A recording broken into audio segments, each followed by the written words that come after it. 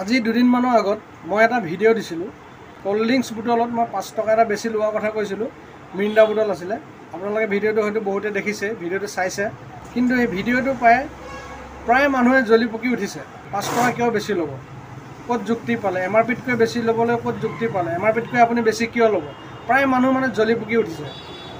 কথাটো হ'ল কি, ঠাণ্ডাত ইমান বেছি প্ৰফিট নাথাকে কিছুমান বস্তুত, কিছুমানত কিন্তু প্ৰফিট থাকে। 100 টকা বস্তুটো ধৰি লওক 5 টকাত আমি বিচাৰোঁ, কিন্তু কিছুমানে দিয়ে, কিছুমানে নিদিলে একো নাই, আপত্তি নকৰোঁ। কিন্তু কিছুমান মানুহে ভিডিঅ'টো প্ৰায় মানুহে জ্বলি পকি উঠিছে। কিছুমান মানুহে যিবিলাকে ব্যৱসায় কৰে তেওঁলোকেহে জানে যে ব্যৱসায়ত কিমান লাভ কিমান লোকচান থাকে। এতিয়া কিছুমান বস্তুত যে আমি 5 টকা 10 টকা কমায়ো ৰাখোঁ MRPতকৈ, সেইবোৰ ক'ত যাব? সেইবোৰ কথা কিয় নকয় আপোনালোকে? সেইটো বুলি নহয় যে প্ৰতিটো বস্তুতে আমি বেছিকৈ ল'ম, কিন্তু কিছুমান বস্তুত 5 টকা এটা কমাই ল'ব লাগে, কিছুমান বস্তু ধৰি লওক 5 টকা এটা বঢ়াই ল'ব লগা হয়। আজি মই 1 কেছ মাজা আনিলোঁ, 1 কেছ মাজা বজাৰৰ পৰা আনিলোঁ। এই যে মাজা, এইটো ইয়াৰ MRP কিমান আছে জানে? ইয়াৰ MRP আছে 42 42 টকা MRP আছে। আৰু কিনা কিমান পৰিছে জানেনে? 38 টকা 75 পইচা কিনা পৰিছে। 24 পিচ থাকে, 930 টকা লৈছে। আৰু পিচ কিমানকৈ পৰিলে আপোনালোকে হিচাপ কৰি চাওক, তেতিয়া গম পাব যে কিমান প্ৰফিট থাকে। এটা ঠাণ্ডা বা মাজা বা ক'ল্ড ড্ৰিংকছ বিকিলে কিমান প্ৰফিট থাকে, তেতিয়া আপোনালোকে গম পাব নিশ্চয়। আপোনালোকে কথাটো চিন্তা কৰক, এইটো MRP আছে 42 টকা, হয়নে? ঠিক আছে, এইটো MRP আছে কিমান? 45 টকা। কাৰণ এইটোত লাভ যে ইমান দিছে, এইটো লাভ কিয় দিয়া নাই? এইটো ভুলটো আমাৰ গাততো নহয়, কোম্পানীৰ গাতহে ভুল। আমিতো বিকিবই লাগিব। গ্ৰাহকে যেতিয়া বস্তুটো বিচাৰে আমিতো বিকিবই লাগিব। আৰু গ্ৰাহকে জানেই, কিছুমান প্ৰায় গ্ৰাহকেই জানে যে এইটো দাম 42 টকা হয়, দোকানত 45 টকা লয়। কিন্তু 42 টকাই দিয়ক আপুনি, কিন্তু খুচুৰা নিদিয়ে 42 টকা। তাৰপিছত আনকি 2 টকা কমাইহে দিয়ে আৰু 40 টকাহে দিয়ে। 2 টকা লোকচান খালোঁনে? কিনাত MRPতকৈ 2 টকা লোকচান খালোঁনে বাৰু?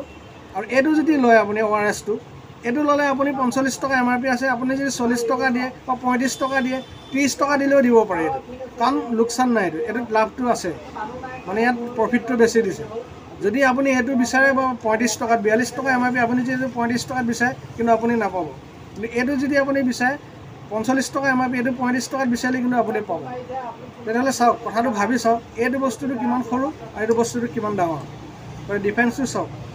গতিকে এইটো বস্তুটো আপোনাৰ ORSL, ইয়াত প্ৰফিট থাকে, কিন্তু এইটোত প্ৰফিটটো কম থাকে। ইয়াতো প্ৰফিট থাকে কিন্তু কম থাকে। আৰু এতিয়া 42 টকা MRP হৈ যোৱাৰ লগে লগে দোকানীৰ পূৰা মাৰ খাই গৈছে।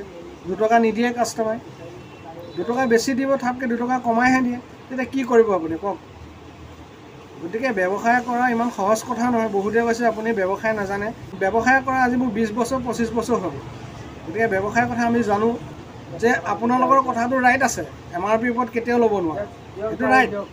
কিন্তু MRP তলতে যে কাষ্টমাৰে দিব বিচাৰে, কিছুমানে কাষ্টমাৰে ঠগিয়ে গুচি যায়গৈ।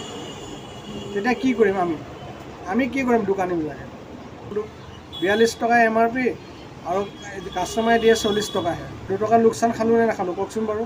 খুচুৰা নাই দাদা। 45 টকা বিকিলেও লাগিব জগৰ, আপুনি MRPতকৈ কিয় বেছি ল'ব? এতিয়া যদি 42 টকা কওঁ, 2 টকা খুচুৰা নাই দাদা, পিছত দিম বা নাই 40 টকাতে পায়, আপোনাক কিয় 42 টকা লাগে? ঠাণ্ডাবিলাকত বেছি প্ৰফিট নাথাকে। এইবিলাক ছিজনৰ বস্তু না, ছিজনৰ বস্তুবিলাকত বেছি প্ৰফিট নিদিয়ে কোম্পানীয়ে। আৰু সেয়েহে মই 5 টকা এটা বেছিকৈ লোৱাৰ কথা কৈছিলোঁ।